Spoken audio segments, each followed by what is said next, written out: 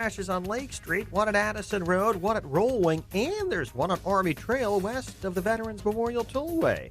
On 355, traffic's moving well right now. The northbound tri-state is a little congested around the Hinsdale Oasis and then also approaching the Eisenhower.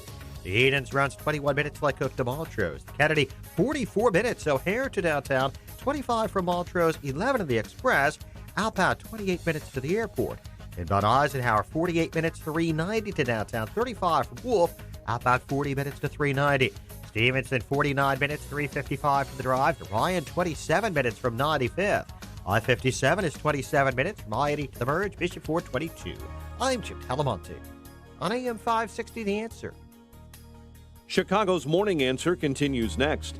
In our 1 hour heating and air conditioning weather center, our meteorologist Steve Williams. Mostly cloudy today, the high 33. Some snow tonight, 1 to 3 inches, low 27. Snow tomorrow, another 1 to 3 on the way, the high 31. Morning flurries Friday, otherwise cloudy, and the high at 35.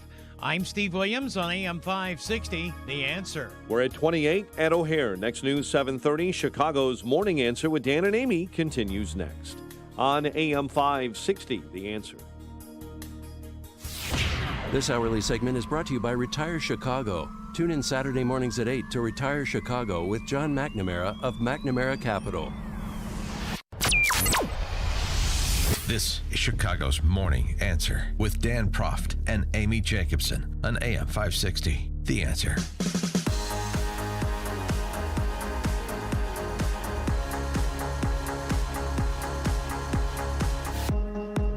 Top of the morning, Dan and Amy, and being an effective and persuasive communicator is in part telling stories that illustrate policies, that humanize actions that have been taken, sacrifices that have been made, really drive home the point, give people something that sticks with people rather than the dry recitation of data from a white paper. And I thought President Trump was masterful both in the stories that he selected and the timing in which he offered them last night. I mean, just think. So here's the rundown, and you tell me what was most powerful for you. Conferring the Presidential Medal of Freedom on Rush Limbaugh, recognizing Juan Guaido as the legitimate president of Venezuela as a way to illustrate and talk about the ravages of socialism, reuniting Sergeant First Class Townsend Williams with his family in the gallery. That was beautiful. Janova and Stephanie to illustrate school choice. Robin and Ellie to illustrate that all life is sacred. Remembering Rocky Jones, killed by someone in this country illegally. Honoring ICE Chief Patrol Agent Raul Ortiz for his efforts to help secure our border and keep people out, like the man who killed Rocky Jones. Task Force 814 to honor Kayla Mueller. Oh, yeah. And her mom and dad being there. And the picture, the 8x10 photo of his beautiful daughter. And wow. I had no idea what she had to endure, and I don't even want to think about what pain she went through in hell. Staff Sergeant Christopher Hockey's family there. Mm-hmm. Him being remembered. He was killed in an IED explosion serving our country overseas. And the oldest Tuskegee Airman still alive today, 100 years old. And he stood up so many times, like, there's people in their 60s that can't stand up like that. Well, the great thing about that, too, the 13-year-old Ian Lamphere, he wants to be part of Space Force. And he thought, oh, it's going to be great, thinking about the future. You got a kid who wants to be an astronaut. That's cool. But wait for it. We're not done yet. More. His grandfather, Charles McGee, Tuskegee Airman. Wow. And the oldest one's still alive today at 100 years old. So, and then also the Medal of Freedom to I mentioned. Oh yeah. And so all of those stories, and I thought they were spaced out fairly nicely, but even regardless of the spacing over an hour and 20 minutes, how they illustrated the particular policy that undergirds the story that President Trump was telling. I thought that was it's not novel. This obviously dates back to Lenny Skutnik and President Reagan, the use of people in the gallery and so forth. But boy, I thought it put the Democrats in a very difficult position on the full range of issues, their grumbling notwithstanding. For more on the topic, we're pleased to be joined by Eddie Scarry, commentary writer and Washington Examiner, and author of the upcoming book, Privileged Victims: How America's Cultural Fascist Hijacked the Country and Elevated Its Worst People. Now, that has all the subtlety of a Trump line from a State of the Union address. Eddie, thanks so much for joining us. Appreciate it. Good morning. Happy to be here. You're just sticking on the anecdotes that were used for illustrations, but anecdotes of real human beings. Your thoughts on the most powerful examples of those? Well, just overall, I'll say real quick, I wondered where the blonde princess was who rode in on Trump's back, because the whole thing was like a scene out of Game of Thrones where the dragon comes in and just breathes fire on everyone. But no, yeah, every single one of those examples was right. I was remembering all of them. I thought what was most notable, well, not most notable, but very clever, was the ethnic diversity of all of them. You had Latinos, you had blacks, you had whites. It looked like the Obama coalition, and I think that was really politically smart, given that over and over again we're told that Trump is a racist, Trump is a bigot, Trump doesn't like children in cages. Meanwhile, you have, I believe the guy was Latino, whose brother was killed by an illegal immigrant. So all of them were really great, and then that feature in particular, I thought was really smart. And then, he touted the low unemployment numbers for African Americans and other minorities. Right. And yet the Democrats were sitting on their hands on that one, but yet they stood up for infrastructure. Did you notice that? It's so bizarre. Yeah, and I thought there was one line where he said something. I forget what the context was, because I think I was actually writing something at the time, but I caught it and looked up just to see what would happen.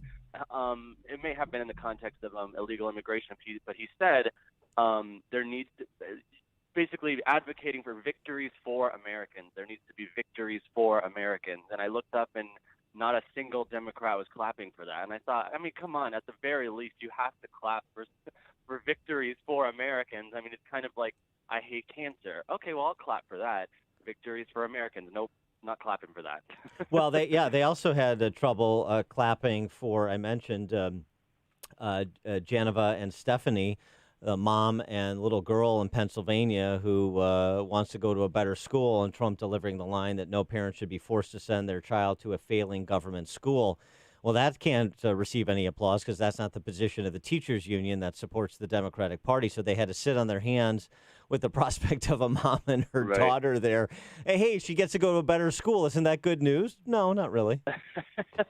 Yeah, and you were saying that it did put Democrats in a tough position. I get it. They just impeached the president. They believe he should be removed from office. That's the whole point of impeaching. But I think the point that Trump came in making was, in spite of this, in spite of you trying to kick me out of office, in spite of your intense hatred for me, this is everything I've done. And not only that, but we're going to have fun tonight, because it was like a variety show. It was like watching, it was like watching The Price is Right. Come on down, and we got a new prize for you. So it was a lot of fun. And again, him coming right out the gate, breathing fire, saying, "Look at the unemployment numbers for everyone. Look at everything that we've accomplished in spite of you." I thought it was really powerful and unexpected. I will say that I was not expecting that, but it worked for him really, really well. And what your reaction to Nancy Pelosi ripping up the State of the Union speech on national television? Yeah. That having a temper tantrum. It was. I feel sorry for her. Yeah, and I think that was shocking, because I've never seen anything like that. The disrespect for the body that's there. That's everyone. That's the chief justices. That's the Senate. That's the House of Representatives. It's the president, all in one place. And you rip up this speech on national television.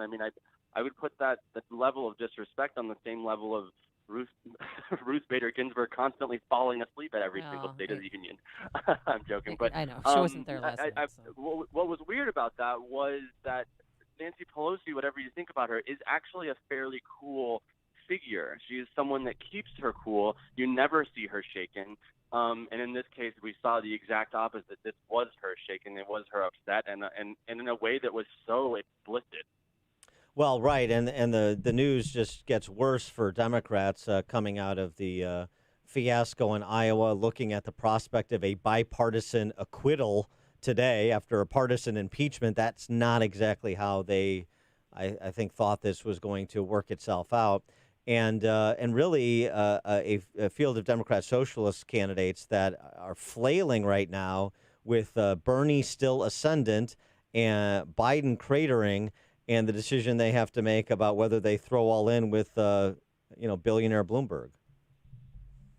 That's right, and I always have said that probably the biggest purpose of breaking the emergency glass on impeachment was to serve as a distraction from the freak show that's happening in the Democratic Party.